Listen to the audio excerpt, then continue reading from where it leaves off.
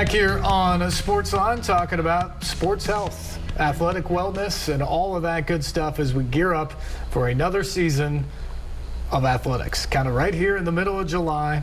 We don't have Major League Baseball around here, and so you're kind of just sitting around and you're going from one season into another season. We're trying to ramp up for that here tonight on the program as well. Dr. Alex Diamond is our guest in studio, and I was thinking, Alex, just as we were kind of talking about all those preparation things in the last segment, you do all that stuff to ramp up for a season.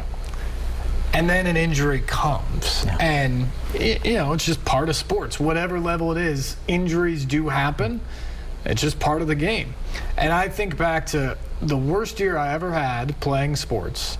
It was my junior year of high school. I fractured an ankle in the fall. And it pretty much wiped me out through several months of the winter. But I was healthy enough to be back to play baseball in the spring. But I very clearly wasn't myself when I started, and I actually got hurt almost immediately in the spring playing baseball and ended up missing the rest of the season and into the summer again. How common is that, I guess? And what lessons do you try to give people when you have one injury? What can you keep doing to try to make sure when you are able to come back that you're not starting from zero, I guess, that you're ready to come back and eventually perform? Yeah. So one of the leading causes of injury is a prior injury. Or an incompletely recovered injury. And there's lots of different things that we can change about ourselves, and there's lots of things that we can't change. But one of those factors that we can change is how do we recover from an injury.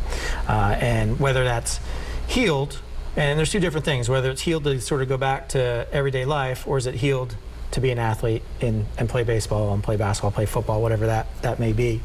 And so, you know, physical therapy, I believe, is one of the more crucial things that you can do, whether that's with your athletic trainer or in a formal physical therapy setting, to not only recover from that injury, but get you back to sports shape. And so that's one of the things I always encourage my athletes to do that I see in clinic is, yes, that injury may be healed, but are you healed for the demands of your sport? You see this at all sorts of levels. When a predator goes down with an injury, they've got everything in the building and on their staff to help them not just get healthy again, but get back to playing at 100% level for the time they get back on the ice. If you're a high school kid, chances are you don't have all those resources within the building, no matter how good the staff is. So what's your message for parents or kids? If that injury does come, where should they go? And how do they begin that rehab process? How much of it is on them to do it right?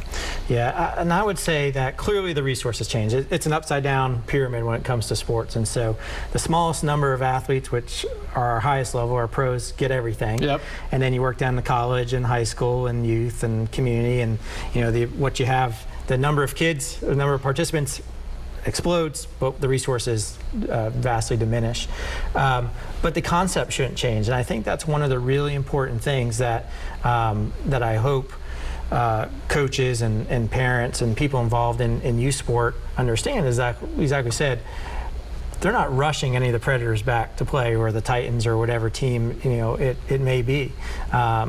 And they want to make sure that they're healthy and ready to perform at their best. And certainly, playoff time may be a little different again, as long as it's safe to do so. But they're not rushing anyone back just to get hurt again and miss more time. And so that concept doesn't change, and that's really important. So the first part is get healthy. Do the things that your doctor, your healthcare provider is telling you to do, to focus on. Because a lot of times, if you commit to that, the amount of time you're going to miss is less than if you're sort of half doing it, half not doing it, and then you end up missing more time. You're never truly healthy. You may be out there, but you're not performing your best. And so commit to what your healthcare provider is telling you. Commit to your rehab, just like you commit to your training and your work at your weightlifting sessions and your skill sessions. Commit the same to your rehab and the other things that they ask of you, so you can be healthy and be out there and play. Is there a specific place to go? Obviously, you can go see doctors and things like that, but are there several places in our area where are good rehab facilities for an athlete out there that maybe doesn't have those elite tier facilities to do their rehab? Yeah, and this may be an opportunity to talk about the brand new center that Vanderbilt's launching this week. It's called the Vanderbilt Youth Sports Health Center, and really what that is a comprehensive, collaborative, innovative center. It's I'm really excited about it. It's really the only one in the region, and what it does is it partners all the physicians and surgeons from over 25 different specialties at the Children's Hospital. And as you know, the Children's Hospital is one of the leading ones in the entire country, regularly recognized as #1 in Tennessee and across the entire Southeast, and partners that with the expertise from Vanderbilt Sports Medicine, which again is the same physicians taking care of the Predators and Nashville SC and Sounds and TSAA and Vanderbilt Athletics, and brings them together into one group. And what that allows us to do is 3 things, I think, primarily. One, clinical care, which is again taking the best care of our patients and their families, and using the most innovative and evidence-based medicine practices to care for them. But 2 other things. One of those is research, and so you take these really bright, skilled folks from a variety of specialties and backgrounds and vantage points, looking at the same problem in a different way. And this allows us to all sit in the same room together and talk about that athlete, talk about their heart, talk about their lungs, talk about their bones, talk about their hormones, and come together with a comprehensive plan for that athlete and care for them, whether they have an injury or even underlying illness. If they have a child who's just received cancer treatment, how do we get that kid participating in athletics? And this center is for everyone. So again, whether you're a highly competitive athlete playing on your school team or a travel team, or you just love sport and you want to play in your backyard with your friends, those are all important levels. I mentioned before, sport to me is a vehicle for physical health, mental health, social health, all those leadership and skills that we talk about. And so for me, what's most important is that kids are getting engaged in sport, that they're being around coaches who can develop them as mentors and lifelong leaders. And that's what we value. And then the last thing, sort of touching on that, is community advocacy, what our center brings. And so that's where I think it's really important for us to be responsive to our community and be a part of the community and hear what our coaches and our parents and our athletic administrators are struggling with, and where can we help and develop new programs. And that's where Safe Stars came out of. I mentioned we had over 40 community partners. So every professional sports team in the state, multiple Division I institutions across the state, every medical society across the state, every children's hospital across the state. Again, we all sort of, look for our patients and those sort of things, but this was something that I really give a lot of credit, that people sort of put their own egos aside and said, let's do something that's going to benefit all the children in our state. And that's what these groups did, and so that's what we help to continue to promote as part of our center. So exciting that the center is opening. If you are, again, a family out there that has a student athlete that gets injured, is this the place that should be your first call now, or does it need to be a certain type of injury?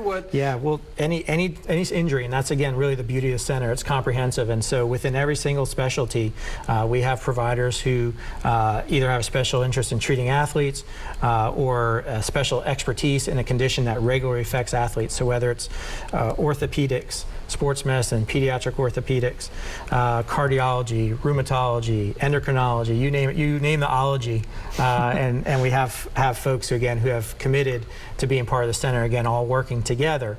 So again, whether it's, hey, I just got hurt, or to a more complex issue of, I have diabetes, how do I participate in sports safely? And so those are the wide-ranging things that we hope to be able to provide to our patients and families moving forward. Dr. Alex Diamond is our guest. When we come back, we're going to jump. We've talked a lot about physical injuries and physical health tonight with athletes. We're going to move to the mental side when we come back. I think it's important stuff you'll want to hear, so stay with us. This is SportsLine on News Channel 5+.